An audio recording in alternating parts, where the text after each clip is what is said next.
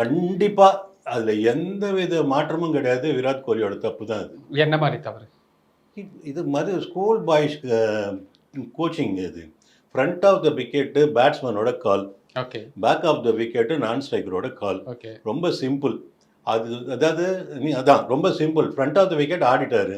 இப்படிதான் கோச் சொல்லி கொடுத்துருக்காங்க, இதான் கோச்சிங். இப்படிதான் கிரிக்கெட், இதுதான் கிரிக்கெட். அதான் இதுல இருந்து மாறவே கூடாது. மாறவே கூடாதுன்னா மாறக்கூடாது. அப்ப ராம் ஷாட் அடிக்கிறதெல்லாம் வந்து ட்ரைனிங்ல சொல்லி என்ன கொடுக்குறாங்களா? ஷாட்?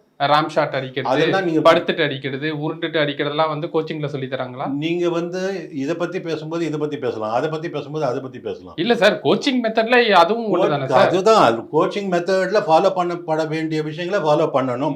சிச்சுவேஷன் நீங்க அண்டர்ஸ்டாண்ட் ரேங்க் பண்ணிக்கிட்டு ஷாட் எல்லாம் ஆடுறதுன்னா ஆடுங்க. அதுல அவுட் ஆயிட்டு போகும்போது அவுட் ஆயிட்டு போங்க. அதான் சார், அந்த சிச்சுவேஷன் அண்டர்ஸ்டாண்ட் பண்ணி வேணாங்கும் போது அதை அண்டர்ஸ்டாண்ட் பண்ணி யார் அதுல அந்த சொன்னா? கோச்சிங் மெத்தட்லயே தான் நான் போவேன் பண்றது வந்து எந்த அளவுக்கு யார் நியாயமா சொன்னா வேண்டாங்கிறது?